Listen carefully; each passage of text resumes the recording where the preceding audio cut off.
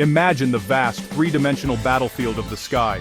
For decades, fighter pilots were like cosmic duelists, locked in a tight embrace with their adversaries. Their missiles were leashes, forcing them to keep their target painted with their own radar until the moment of impact. This was a dangerous dance. It exposed the pilot, making them a predictable target for others. The sky cried out for a revolution, a way for a hunter to launch its weapon and immediately turn away, to seek another target, or to escape danger. A true fire-and-forget capability was the dream. This dream would become a reality, a piece of technology that would forever alter the choreography of aerial combat. That reality was given a name: the AIM-120 Advanced Medium Range Air-to-Air Missile, or AMRAAM. Its arrival was not just an upgrade, it was a paradigm shift. It was the moment air combat stepped out of the dogfighting era and into the age of beyond visual range warfare. The AMRAAM gave a single pilot the power to engage multiple threats simultaneously, transforming the lone fighter jet into a networked weapons platform. It was a leap in autonomy and lethality, a testament to the relentless march of technology.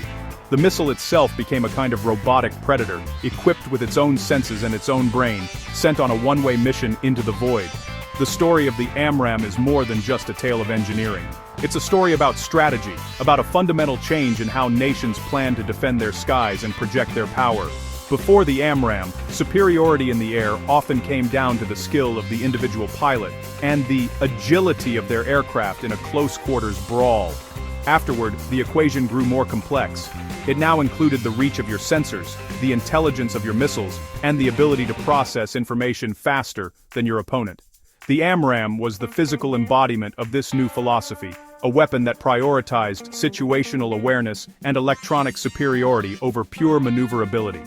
Think of it this way. The universe of air combat expanded. The distances between combatants grew, and the timeline of an engagement compressed. A pilot could now be a hunter and a survivor at the same time. They could launch a volley of these intelligent weapons, and then dive for the cover of the Earth's curvature, letting the missiles complete the final, dangerous leg of the journey on their own. This single innovation unlocked tactical possibilities that were previously the stuff of science fiction.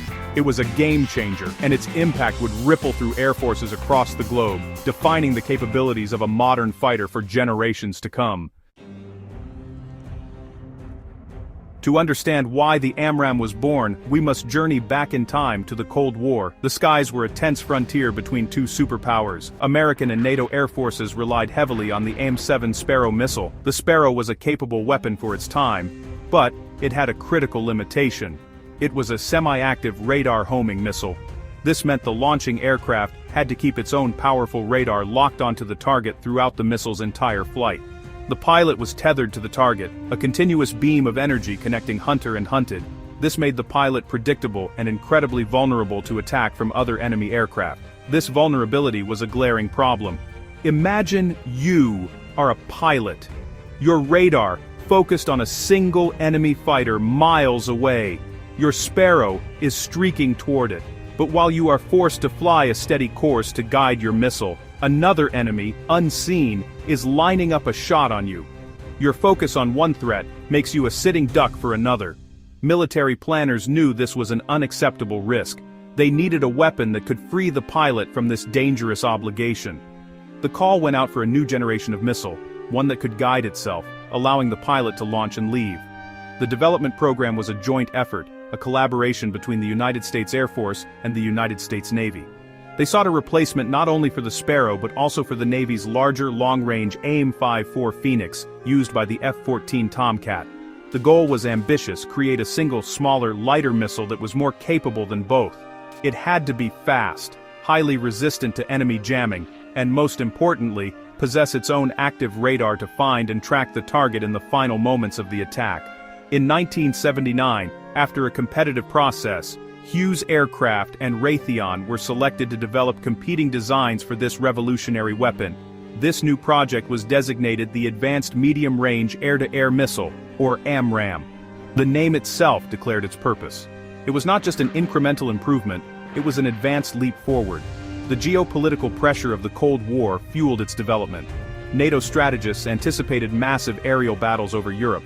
where outnumbered Western fighters would need a decisive technological edge to counter numerically superior Warsaw Pact forces. The ability for a single F-15 or F-16 to engage multiple targets almost simultaneously was not just a tactical advantage, it was a strategic necessity for survival and victory. The journey from concept to reality was a long and challenging one.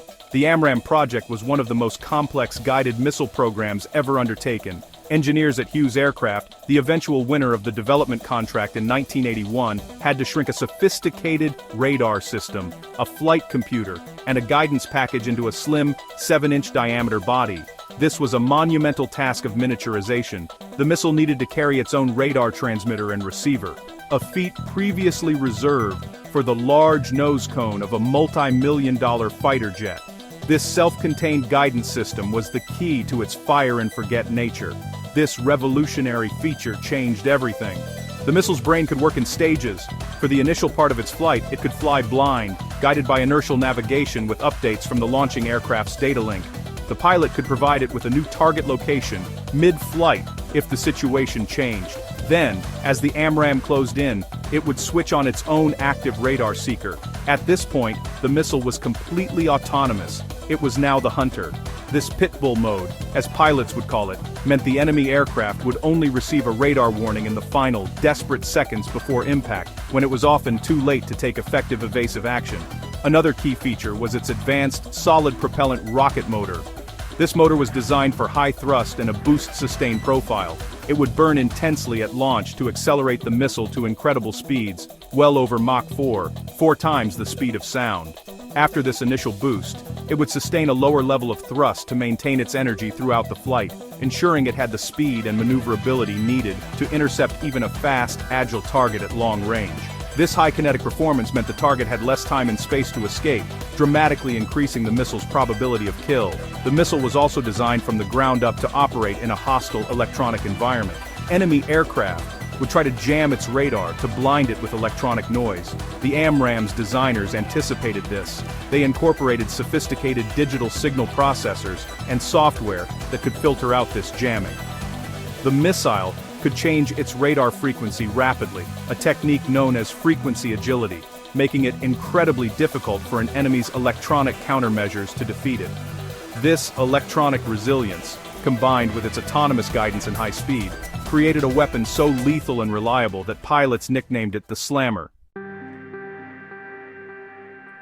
Let's dissect this airborne predator and see what makes it tick. The AIM-120 is a marvel of compact engineering, essentially a flying robot built for a single precise purpose. At its very tip is the active radar seeker, its electronic eyes. This is a small, powerful radar dish that transmits and receives its own signals. This is what allows the missile to become autonomous in the final phase of flight. Behind the seeker lies the heart and brain of the weapon, the guidance and control section. This contains the sophisticated microprocessors and inertial reference unit that navigate the missile and process the complex data from both the launching aircraft and its own seeker. The missile's flight is a symphony of coordinated guidance modes. When a pilot launches an AMRAAM at a distant target, the first phase is typically inertial. The missile flies towards a predicted intercept point in space, using its internal guidance system, much like a spacecraft on a pre-programmed trajectory. During this mid-course phase, the launching aircraft can communicate with the missile via a secure data link.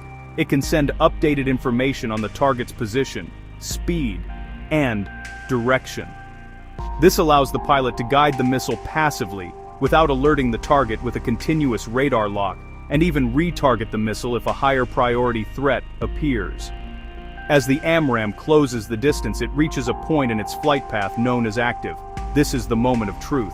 The missile's own onboard radar activates and it begins hunting for the target on its own. The pilot is now free to turn away, a maneuver pilots call cranking, to reduce their own exposure to enemy fire. Once the AMRAAM seeker locks onto the target, the missile is pitbull. It will chase the target relentlessly, its own computer making constant adjustments to its flight path. Its small control fins, located at the tail, move with lightning speed to guide it toward the final intercept. Powering this entire journey is a high-performance rocket motor. It propels the AMRAAM to speeds exceeding 3,000 miles per hour. The effective range depends on many factors like the launch altitude, the speed of the fighter, and the target's aspect. In a high-altitude, high-speed launch, the newest versions can reach out to 100 miles or more. To ensure a kill, the missile is armed with a high-explosive blast fragmentation warhead. A sophisticated proximity fuse detonates the warhead at the optimal moment, sending a cloud of deadly shrapnel through the target's fragile airframe, even if the missile doesn't score a direct hit. The AIM-120 that first entered service in the early 1990s is not the same missile that arms fighter jets today. Like any great piece of technology, it has been constantly upgraded, a testament to the never-ending race for aerial dominance. The story of the AMRAAM is really a story of evolution, with each new version bringing significant improvements in range, guidance, and electronic warfare resistance. This family of missiles has grown and adapted to meet new threats, and leverage new technologies, ensuring its place at the top of the food chain for decades. The first model, the AIM-120 Alpha, was the revolutionary baseline that introduced the fire and forget capability. Soon after, the AIM-120 Bravo arrived with an upgraded guidance section featuring new digital processors and reprogrammable memory. This allowed the missile's software to be updated to counter new and emerging electronic threats without having to redesign the hardware. That was a crucial step, making the missile more adaptable and future-proof. Then came one of the most significant upgrades, the AIM-120 Charlie. The Charlie model was designed with a specific challenge in mind: internal carriage. The F-22 Raptor, a new stealth fighter, needed to carry its missiles inside internal weapons bays to maintain its low observable profile. To fit inside these bays, the AIM-120 Charlie's wings and fins were clipped, giving it a more slender profile. But the engineers didn't just shrink the fins, they packed more power inside. Starting with the AIM-120 Charlie-5 variant, the missile received a larger rocket motor and an improved warhead. Subsequent Charlie versions continued to enhance the electronics and software, making the missile even deadlier and more resistant to jamming. The AIM-120 Charlie family became the workhorse of the United States and its allies, a highly refined and combat-proven weapon that set the standard for modern air-to-air combat. The latest and most capable version in widespread service is the AIM-120 Delta. This variant represents another major leap in capability. It features a two-way data link, allowing the missile to send information back to the launching aircraft, improving the pilot's situational awareness. Most importantly, its range is significantly extended, reportedly by as much as 50% over the Charlie model, thanks to a more advanced navigation system and optimized flight profiles. This extended reach keeps pilots safer and allows them to engage targets from even greater distances. Continuous software updates, like the recent Form, Fit, Function Refresh, F3R, are replacing older electronics, ensuring the AMRAAM remains the apex predator of the skies. A weapon's true measure is taken not on the drawing board or the test range, but in the crucible of combat. The AIM-120 AMRAAM did not have to wait long for its first test. Its combat debut came in December 1992 over the skies of southern Iraq.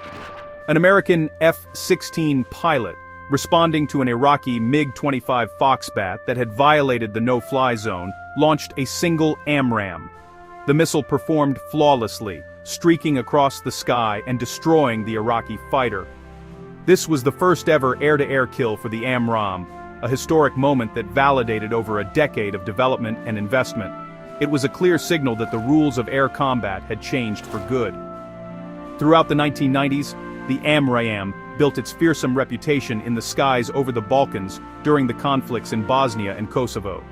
United States and NATO pilots flying F-15s and F-16s used the missile to enforce no-fly zones, successfully engaging and destroying several Serbian aircraft.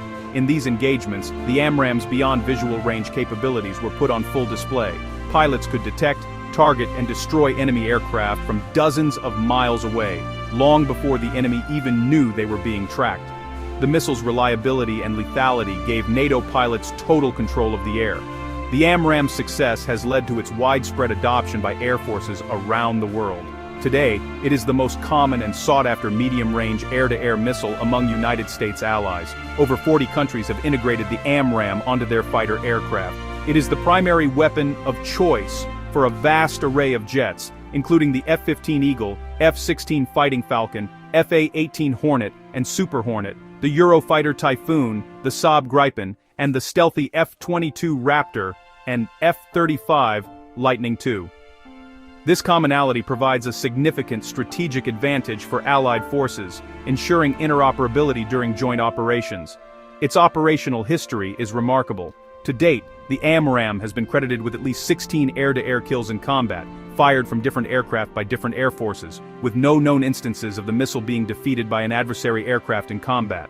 This unparalleled combat record has solidified its status as the world's premier air-to-air weapon. When a pilot goes into combat with an AMRAAM on their wing, they're carrying a weapon with a proven legacy of success. This provides a psychological edge that is just as important as the missile's technical capabilities. The arrival of the AMRAAM was not just an evolution, it was a revolution that forced a complete rethinking of air combat tactics. Before the AMRAAM, the focus was on the merge, the moment when opposing flights of fighters met in a swirling, close-range dogfight. Victory often went to the pilot with the best stick and rudder skills and the most maneuverable aircraft. The AIM-120 Sparrow, with its need for a continuous radar lock, kept this dynamic in place. But the AMRAAM's fire-and-forget capability shattered that paradigm. The most decisive part of an air battle now happened long before the merge, in the beyond visual range arena. With AMRAAM, the emphasis shifted from individual pilot skill to networked situational awareness. The new name of the game was First Look, First Shot, First Kill. The side that could detect the enemy first, launch its missiles first, and then egress to safety held an overwhelming advantage. This drove the development of more powerful radars, stealth technology to delay detection, and secure data links to share targeting information between friendly aircraft. A single F-15, for example, could track multiple targets, launch several AMRAAMs at them in quick succession, and then turn cold, letting the missiles handle the endgame on their own. This tactic, known as multi-targeting, was simply impossible before. This new reality fundamentally changed aircraft design and pilot training. The focus shifted to mastering the complex avionics and sensor suites of modern fighters. Pilots became information managers, processing data from their radar, their data link, and other sensors to build a mental picture of the battle space and make split-second tactical decisions. Training now involved complex beyond visual range scenarios, where pilots learned to maximize the kinematic range of the missile, support their wingman's shots, and defend against incoming enemy missiles, all while managing a deluge of electronic information in the cockpit. The ace dogfighter of yesterday had to become the master tactician of today. Furthermore, the AMRAAM's capabilities had a profound strategic impact. It created a haves and have-nots divide in the world of air power. An air force equipped with AMRAAM-capable fighters held a decisive technological advantage over one that was not. This created a powerful deterrent, as potential adversaries knew that challenging an AMRAAM-equipped force in the air would likely be a short and one-sided affair. The missile became a key element of air superiority, ensuring freedom of action for ground and naval forces under its protective umbrella. It didn't just change dogfights, it changed the very calculus of modern warfare. No weapon remains unchallenged forever. The AIM-120, AMRAAM, for all its success, faces an ever-evolving landscape of threats. Potential adversaries have not stood still. They've been developing their own advanced long-range missiles, some of which claim to match or even exceed the range of current AMRAAM variants. They're also investing heavily in more sophisticated electronic warfare systems and new stealth aircraft designed to counter the AMRAAM's effectiveness.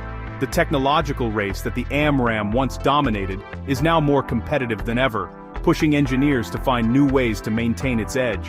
One of the inherent limitations of any radar-guided missile is its seeker. While incredibly advanced, the AMRAAM's radar can be, in theory, detected and jammed.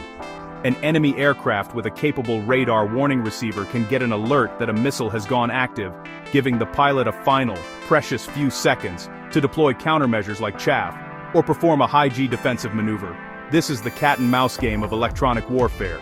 As jammers become more powerful and intelligent, the missile's software and hardware must be constantly upgraded to distinguish the real target from the electronic ghosts.